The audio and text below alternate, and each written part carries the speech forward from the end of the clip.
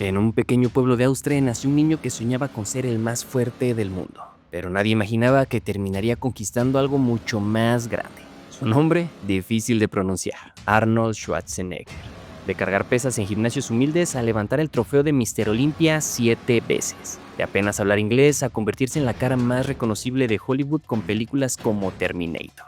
De interpretar máquinas imparables a gobernar uno de los estados más poderosos del mundo como gobernador de California. Físico-culturista, actor, empresario, político. Un hombre que convirtió su acento en marca registrada, sus músculos en un imperio y su ambición en leyenda. Esta no es solo la historia de éxito de Arnold, es la historia de obsesión, de disciplina brutal, de reinvención constante y de cómo un inmigrante decidió que el mundo no era suficiente y fue por todo. Porque si alguien demostró que el sueño americano se puede forzar a golpes de voluntad, fue él. El 30 de julio de 1947, en Thal, una pequeña localidad cercana a Graz, nació Arnold Schwarzenegger. Austria aún se recuperaba de la Segunda Guerra Mundial, y el ambiente en el que creció estaba marcado por la austeridad, la disciplina y las estructuras tradicionales. Sus padres, Aurelia Yadny y Gustav Schwarzenegger, se habían casado en 1945. Gustav era jefe de policía local y exmilitar, un hombre estricto, poco dado a mostrar emociones. Arnold recordaría que en esa casa los castigos eran habituales cuando desobedecía. Con el tiempo describiría su relación con su padre como distante, casi bloqueada por un muro, que hacía difícil mantener cualquier conversación personal. Además, el favoritismo hacia su hermano mayor Meinhard era evidente, lo que influyó en la dinámica familiar. Con su madre, en cambio, la relación fue cercana y constante. De hecho, mantuvieron el contacto hasta la muerte de ella, y fue una de las figuras más estables de su vida. La familia practicaba el catolicismo y asistía a misa todos los domingos. No vivían con comodidades. Había problemas económicos y escasez de cosas materiales. Es por eso que la compra de un refrigerador quedó marcada en la memoria de Arnold como momento importante de su infancia. En la escuela era un estudiante promedio, aunque destacaba por su carácter alegre. Antes de descubrir el fisicoculturismo, practicó fútbol, boxeo, atletismo a nivel local. Pero a los 14 años comenzó a interesarse por el entrenamiento con pesas, y fue entonces cuando expresó con claridad una meta que parecía ambiciosa para cualquiera de su entorno. Quería ser el más fuerte del mundo. Esa decisión marcó el inicio de un camino que lo llevaría mucho más lejos de lo que su pequeño pueblo podía imaginar. En una casa con problemas económicos, esa declaración sonaba casi absurda. Pero para Arnold no era una fantasía infantil, era un plan. En ese pequeño pueblo de Austria nadie podía imaginarlo todavía. Pero ese niño que celebró la llegada de un refrigerador como si fuera un lujo extraordinario, algún día convertiría su propio nombre en una marca mundial. El fútbol fue su primera disciplina seria y durante años entrenó con constancia. Y fue precisamente su entrenador quien en 1960 lo llevó por primera vez a un gimnasio. Tenía 14 años. Aquel lugar cambió su vida. Poco después comenzó a entrenar pesas de manera formal y hacia los 15 años tomó una decisión clara. Dejaría el fútbol para dedicarse al culturismo. Más adelante explicaría que no empezó desde cero, ya que tenía una base física gracias a los años de deporte. Pero el entrenamiento con pesas le ofrecía algo distinto: control, progreso medible y una construcción tangible del propio cuerpo. Con apenas 15 años diseñó su propio plan de entrenamiento, mientras su padre quería que siguiera sus pasos en la policía y su madre prefería que estudiara una formación técnica. Arnold empezaba a trazar un camino propio. En paralelo, se interesó por la psicología, convencido de que la mente era tan importante como el cuerpo. Comenzó a frecuentar un gimnasio en Graz, donde su rutina era constante. Entrenaba con tal disciplina que incluso se colaba cuando el lugar estaba cerrado. Años después recordaría que faltar a una sesión le resultaba insoportable. Sentía que se traicionaba a sí mismo. En esa etapa encontró referentes claros. Admiraba a figuras como Reg Park, Steve Reeves y Johnny Weissmuller, culturistas que habían dado el salto al cine. En ellos vio una posibilidad. El físico podía ser una puerta a algo más grande. Cuando Reeves murió en el año 2000, Schwarzenegger reconoció que de adolescente sus logros le habían permitido creer que sus propios objetivos eran alcanzables. En el 61 conoció a Kurt Marnul, antiguo Mr. Austria, quien lo invitó a entrenar bajo su guía. Ese entorno competitivo consolidó su determinación y a los 17 comenzaba a participar en competiciones. Pero hay que saber que desde esta edad el cine también dejó huella temprana. Recordaba que su padre lo llevó de niño a un cine en Austria. La primera película que quedó en su memoria fue una protagonizada por John Wayne. Aquellas imágenes de héroes fuertes y seguros reforzaban una idea que ya estaba tomando forma. Pero mientras su ambición crecía, su entorno familiar atravesaba momentos difíciles. En 1971, su hermano Meinhard murió en un accidente de tráfico. y un año después falleció su padre. Arnold no asistió al funeral. Durante años circularon versiones contradictorias sobre los motivos, incluso declaraciones que más tarde serían impactantes. En entrevistas posteriores reconoció que su infancia sufrió lo que hoy se considera abuso físico por parte de su padre. Describió una educación dura, basada en castigos y en la exigencia de ajustarse a un estándar. La gente de esa época se quebraba emocionalmente bajo ese modelo. Él, en cambio, reaccionó de otra manera. Cada golpe y cada límite impuesto reforzaban una convicción. No se quedaría ahí, quería irse, quería construir algo propio, quería convertirse en alguien. Ese impulso empezaba a definirlo mucho antes de que el mundo supiera pronunciar su apellido. En 1965 realizó el servicio militar obligatorio en Austria. Ese mismo año ganó el campeonato Mister Europa en categoría junior. Pero su determinación ya empezaba a imponerse sobre cualquier norma. Para poder competir, desertó temporalmente del cuartel. La consecuencia fue una semana arrestado. Años después reconocería que no pensó demasiado en el castigo, aunque competir era lo más importante. Su objetivo real, sin embargo, era otro. Para él, el título de Mister Universo representaba algo más que un trofeo. Era en su mente el pasaporte a Estados Unidos. En el 66 tomó un avión por primera vez en su vida para viajar a Londres y participar en el NABA Mister Universo. Terminó en segundo lugar, superado por el estadounidense Chester Jordan, cuya definición muscular era superior. Aquella derrota fue técnica, concreta y medible, por lo tanto corregible. Uno de los jueces, Charles Bennett, vio potencial en él y decidió apoyarlo. Como Arnold tenía pocos recursos, lo invitó a quedarse en su casa, ubicada sobre uno de sus gimnasios en Forest Gate en Londres. Ahí comenzó una etapa de ajustes, perfeccionó su entrenamiento, trabajó específicamente la definición de piernas y mejoró su inglés, aunque todavía tenía dificultad con el idioma. En ese periodo también conoció personalmente a Reg Park, el referente que había admirado desde adolescente. El encuentro dejó de ser una inspiración lejana y se convirtió en una relación directa de mentoría. Y todo este trabajo dio resultado. En 1967, con apenas 20 años, ganó por primera vez el título de Mister Universo, convirtiéndose en el competidor más joven en lograrlo hasta ese momento. Claro, no sería el último, volvería a ganarlo en varias ocasiones más. Después regresó a Múnich. Su rutina era estricta, entre 4 y 6 horas de entrenamiento diario. Estudiaba negocios y trabajaba en el gimnasio de Rolf Putzinger. El culturismo ya no era una aspiración juvenil, era una estrategia estructurada y una forma de vida. En 1968 volvió a Londres y sumó otro título de Mister Universo. Cada victoria reforzaba la misma idea que había formulado años atrás. El culturismo no era el destino final, sino el medio para llegar a algo más grande. Y ese siguiente paso ya tenía nombre: América. En septiembre del 68, con apenas 21 años, Arnold Schwarzenegger se trasladó definitivamente a Estados Unidos. Desde niño había imaginado ese momento. El inicio no fue sencillo. Su acento era fuerte, su inglés limitado y su imagen encajaba poco con los estándares tradicionales de Hollywood. Pero antes de pensar en el cine, tenía una meta clara dentro del deporte. En California comenzó a entrenarse en el Gold Gym en Santa Mónica, bajo la tutela de Joe Witter, figura clave en el desarrollo del culturismo moderno. Ese gimnasio se convirtió en su entorno principal. Ahí compartió entrenamientos con atletas como Rick Dracy y fortaleció su amistad con el luchador Billy Graham. Era una comunidad competitiva, obsesionada con el progreso físico. En el 69 intentó conquistar el Mister Olympia, el título más importante del culturismo, pero perdió frente al tricampeón Sergio Oliva.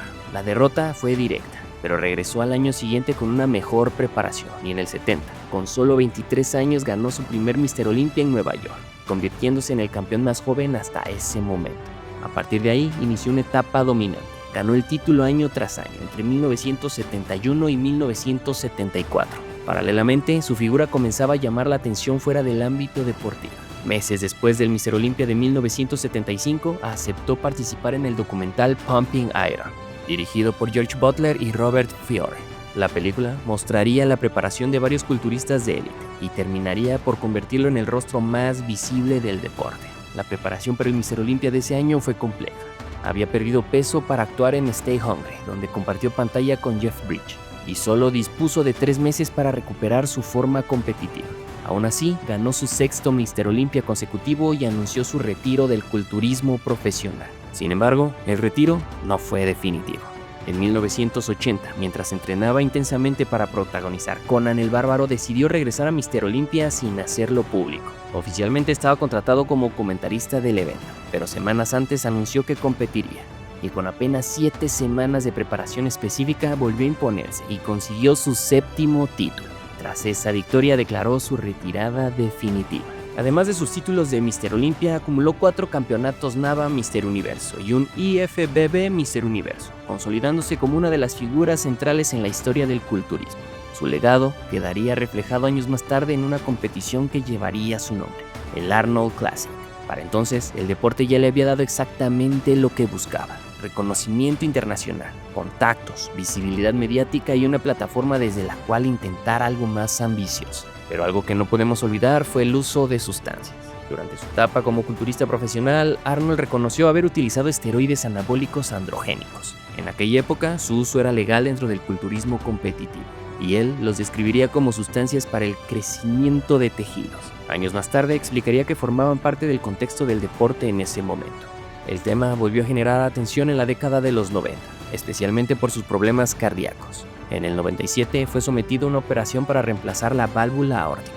Los médicos le recomendaron una válvula mecánica que ofrecía mayor durabilidad, pero él optó por una biológica, ya que la mecánica habría limitado su capacidad para entrenar con intensidad después de la cirugía. Un año antes, en el 96, había defendido públicamente el uso de esteroides durante su carrera en el culturismo, insistiendo en que se trataba de una práctica común en esa etapa y bajo un marco legal distinto al actual.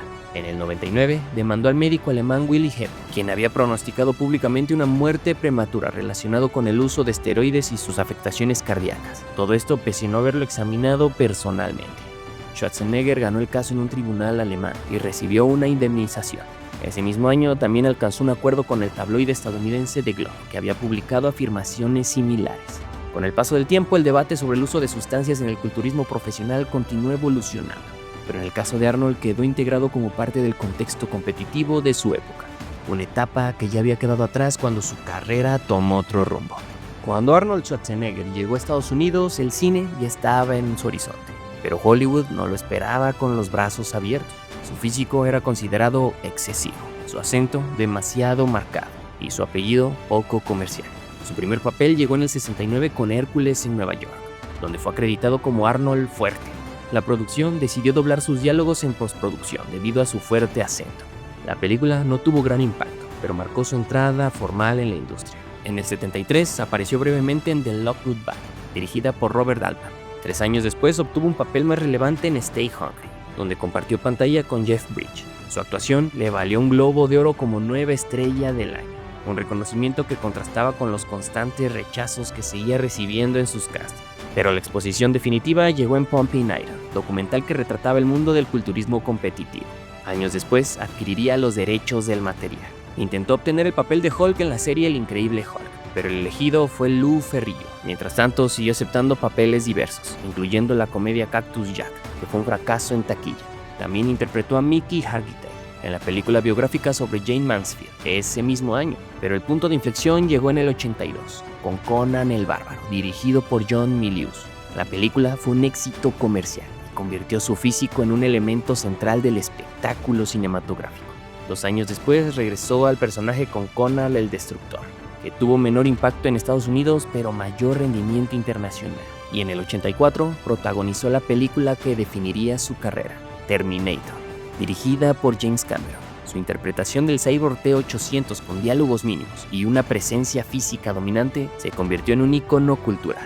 A partir de ahí, los años 80 consolidaron su estatus como estrella global del cine de acción. Encabezó producciones como Commando, Raw Deal, The Running Man, Red Head y Predator, donde compartió reparto con Jace Ventura. En esa etapa comenzó a incorporar humor autoparódico a sus personajes, distanciándose del arquetipo serio del héroe de acción clásico. En el 88 dio giro con Things, comedia junto a Danny DeVito, que resultó un éxito comercial y demostró su versatilidad fuera del género de acción. En 1990 hizo Total Recall, basada en el relato de Philip K. Dick. La película fue un éxito crítico y comercial, consolidando su posición como uno de los actores mejor pagados de la industria.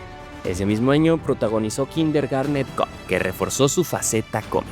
Su mayor éxito comercial llegó con Terminator 2, El Día del Juicio, la película más taquillera de 1991. Para entonces ya era considerado una de las mayores estrellas internacionales de la década. Pero no todos los proyectos funcionaron. Last Action Hero fue un fracaso en taquilla pese a la ambición. Sin embargo, se recuperó con True Lies, nuevamente dirigida por James Cameron, que fue un éxito mundial. Ese mismo año estrenó Junior, su tercera colaboración con Ivan Reitman y Danny DeVito, que le otorgó una nominación al Globo de Oro. En el 96 protagonizó Eraser, éxito comercial, y la comedia navideña Jingle All the Way. En el 97 interpretó a Mr. Frío en Batman y Robin, película que recibió fuertes críticas y marcó un descenso en su momento comercial. Tras un periodo de recuperación por problemas de salud y algunos proyectos que no prosperaron, regresó con Los Días Finales, seguido con El Sexto Día y Daño Colateral, aunque ninguno destacó especialmente. En 2003 volvió a su franquicia más emblemática con Terminator 3, cerrando así una etapa en la que había pasado de ser un culturista con un acento problemático a convertirse en una de las figuras más reconocibles del cine de acción mundial. Para entonces, su nombre ya no pertenecía al culturismo, tampoco solo al cine, se había convertido en una marca internacional. Después de conquistar Hollywood durante décadas, parecía que Arnold ya no tenía nada más que demostrar en el cine. Sus últimas apariciones antes de cambiar completamente de escenario fueron casi simbólicas. Hizo un cameo en El Tesoro del Amazonas, pasando literalmente la antorcha a La Roca. Otro breve papel en La Vuelta al Mundo en 80 días junto a Jackie Chan. Incluso llegó a interpretarse a sí mismo en The Kid and I. Era como si estuviera despidiéndose, pero sin decirlo abiertamente. Por estas fechas, los rumores sobre su regreso como el T-800 en Terminator, La Salvación, comenzaron a circular con fuerza. Muchos pensaban que volvería físicamente al papel que lo convirtió en leyenda. Él lo negó. Finalmente apareció, pero no como antes. Su rostro fue recreado digitalmente sobre el cuerpo del culturista Roland Kinkin. El mito seguía ahí, aunque ya no del todo presente. En 2010 hizo un pequeño pero poderoso cameo en Los Invencibles, dirigida por Sylvester Stallone. Y entonces quedó claro, el guerrero no se había ido, solo estaba esperando el momento adecuado. Ese momento llegó en 2012, con Los Invencibles 2. Arnold regresó oficialmente al cine de acción, compartiendo pantalla con Stallone y Bruce Willis. Era el regreso de una generación entera de titanes, pero lo más interesante vino después. En 2014 sorprendió con Maggie, un drama oscuro donde interpretó a un padre que ve como su hija, interpretada por Abigail Breslin, se transforma lentamente en zombie. No era el héroe invencible, era un hombre roto, impotente ante lo inevitable, y por primera vez en mucho tiempo la crítica aplaudió su lado más humano. Luego vendría Terminator Genesis en el 2015, retomando su papel más icónico, y Aftermath en 2017, una historia basada en hechos reales donde encarnó a un hombre devastado por la pérdida de su familia tras un accidente aéreo. Ya no era solo músculo, era dolor contenido. Pero mientras su carrera cambiaba de tono, su vida ya había tomado otro rumbo mucho antes. Porque Arnold nunca fue como el resto de Hollywood. En una industria mayoritariamente alineada con el Partido Demócrata, él se declaró abiertamente republicano. El gran público lo descubrió en el 88, cuando apareció junto al entonces vicepresidente George W. Bush en un mitin presidencial. Su incursión política no fue improvisada. Entre 1990 y 1993 fue presidente del Consejo de Salud Física y Deporte de Estados Unidos. En este puesto fue nombrado por Bush, quien lo apodó Conan el Republicano. Más tarde ocuparía el mismo cargo en California. Y en la Convención Nacional Republicana de 2004 explicó el origen de todo. Recordó su llegada a Estados Unidos en el 68, sin dinero, sin contactos, pero con sueños enormes. Habló de aquel debate presidencial entre Richard Nixon y Hubert Humphrey. Dijo que escuchó ideas que le recordaban al sistema del que había escapado en Austria. Y luego escuchó a Nixon hablar de libre empresa, de impuestos bajos, de un gobierno menos invasivo. Y en ese entonces tomó una decisión que cambiaría su destino. El inmigrante que llegó con los bolsillos vacíos había encontrado no solo un país, sino una ideología. Y lo que nadie imaginaba entonces era que ese culturista extranjero terminaría gobernando el estado más poderoso de Estados Unidos. En agosto de 2003, Arnold hizo algo que nadie veía venir, y al mismo tiempo todos sospechaban que podía pasar. No anunció su candidatura en una rueda de prensa solemne, no lo hizo desde un despacho político, lo hizo en televisión nacional, en el programa de Jay Leno. Aquella noche confirmó que competiría por la gobernatura de California. En cuestión de horas, el mundo entero hablaba del culturista que quería gobernar un estado. Los medios lo bautizaron de inmediato como el Gobernator. La referencia era obvia. Era el candidato más famoso de la contienda, pero también el más impredecible. Participó en un solo debate antes de la elección. No necesitó más. El 7 de octubre de 2003 ganó con el 48% de votos. Un inmigrante austriaco acababa de convertirse en gobernador de California, algo que no ocurría desde el siglo XIX con John Downey. La historia ya no era extraordinaria. En 2006 buscó la reelección y lo consiguió con un 56% del voto. Y en un gesto que reforzaba su narrativa de éxito personal, rechazó el salario anual de $175,000. Pero lo más interesante no eran las victorias, era la evolución. Al inicio, siguió la línea conservadora de su partido. Vetó el matrimonio entre personas del mismo sexo. Con el tiempo, cambió de postura y terminó apoyando la eliminación de la prohibición constitucional. Un giro que sorprendió tanto a aliados como a críticos. También se alejó de la ortodoxia republicana al aprobar investigaciones con células madre y al impulsar una ley histórica para reducir las emisiones de gases de efecto invernadero en empresas. En ese momento eran decisiones pioneras en Estados Unidos. Arnold no gobernó como muchos esperaban, y eso lo definió. Tras 2 mandatos, el máximo permitido, dejó el cargo el 3 de enero de 2011, cediendo el poder a Jerry Brown. Cerraba así una etapa que parecía imposible cuando llegaba al país con los bolsillos vacíos. Pero su voz nunca desapareció del debate público. En 2024 volvió a sacudir el panorama político al anunciar que votaría por Kamala Harris y Tim Walz en las elecciones presidenciales. En un mensaje extenso, criticó con dureza la posibilidad de una nueva administración de Donald Trump. El mismo hombre que fue el último gobernador republicano de California ahora rompía filas públicamente. Porque si algo ha demostrado Arnold a lo largo de su vida es que nunca ha sido fácil de encasillar. Culturista, estrella de acción, gobernador. Y le guste a quien le guste, una figura que siempre encuentra la forma de volver al centro de la conversación. Pero no olvidemos que el Terminator es humano, porque si algo define su historia no es la perfección, es la resistencia. Arnold no es solo una historia de éxito, es una historia de ambición desmedida, errores humanos, caídas públicas y una capacidad casi absurda de levantarse una y otra vez. Porque si algo es cierto es que cuando parece que Arnold ya se ha ido, sabemos que volverá.